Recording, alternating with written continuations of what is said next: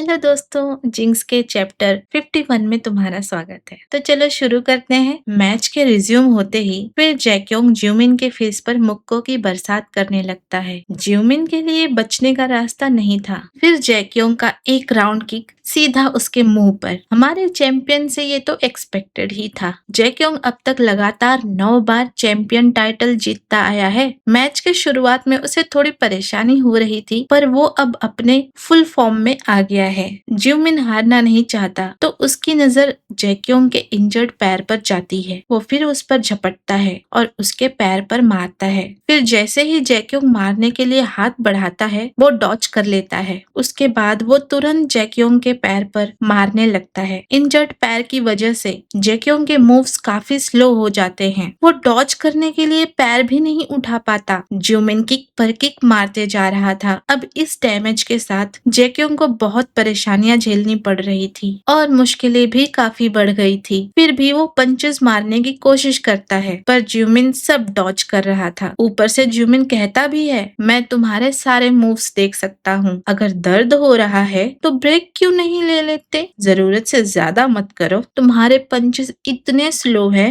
कि उन्हें मैं 1 माइल दूर से ही देख ले रहा हूँ। और इतने में राउंड 4 खत्म हो जाता है। जैक्योंग जोर जोर से हाफ रहा था। उसके इंजर्ड पैर में बर्फ लगाया जाता है और उसे हौसला भी दे रहे थे कि तुम कर सकते हो। अब ये 5वां और आखिरी राउंड है। इसके बाद ही रिजल्ट तय होगा। दोनों फाइटर्स जी जान लगा रहे हैं। ज्यूमिन उसके पैरों में मारता है। सिर्फ 3 मिनट बचे हैं। दोनों में खतरनाक फाइट चल रही थी। जैक्योंग के इंजरी ने उसे काफी स्लो कर दिया था। उसे डॉच करने में भी काफी दिक्कत आ रही थी और उसी वक्त बाइक ज्यूमिन अपने स्ट्राइक्स के साथ पॉइंट्स बटोर रहा था और फिर घंटी बजती है। मैच खत्म हो जाता है। दोनों ने आखिरी राउंड तक अपने पैर जमाए रखे थे, तो क्लियर कर पाना थोड़ा मुश्किल था कि मैच का विनर कौन बनेगा। हम तो जानते ही हैं, अगर जैक्योंग इंजर्ड नहीं होता तो वो ही जीतता मैच। जजेस के डिसीजन का इंतजार किया जा रहा था। फिर अनाउंसमेंट किया जाता है। सभी लोग दिल थाम के बैठे हैं। सबकी हार्ट बीट बढ़ रही है और रिजल्ट है टाई। दोनों में से कोई नहीं जीता।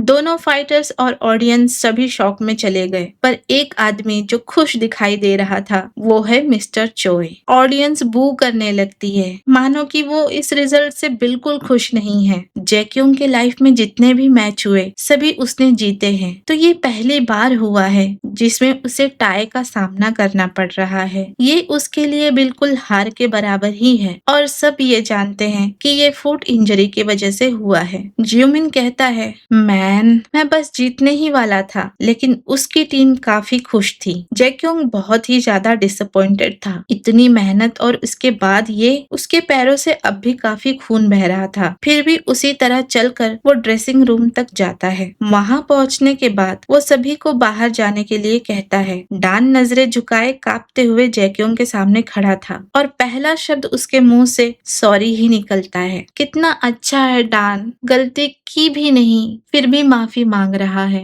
फिर वो कहता है, आई एम सॉरी, मुझे और टाइम लेकर डबल चेक करना चाहिए था। मैंने कभी इमेजिन भी नहीं किया कि स्प्रे में ऐसा कुछ हो सकता है। मैं कसम खाकर कहता हूँ कि वो बिल्कुल सही था जब मैंने और यून ने चेक किया था। तभी जैक्योंग कहता है, हे, तुम ऐसा नहीं कर सकते है ना? जब तक तुम वो ना हो, क्या तुम ही हो जासूस हमारे जिम में? क्या कह रहे हो जैक्योंग? ये बहुत खतरनाक इल्जाम लगाया है तुमने, वो भी बिना जाने बूझे या बात किए। कैसे कर लेते हो? अब ये सुनकर डान शॉक में चला जाता है। क्या?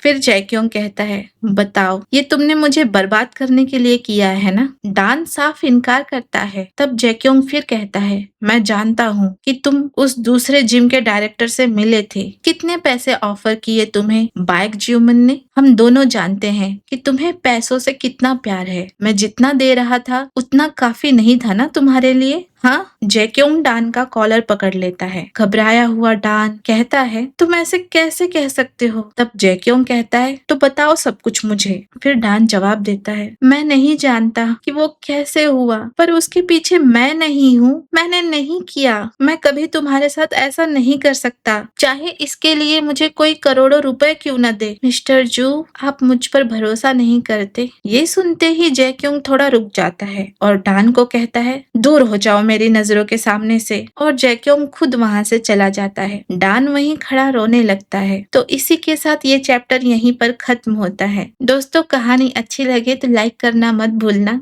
और नए हो तो सब्सक्राइब करो। मिलते हैं अगले चैप्टर में, तब तक के लिए बाय बाय।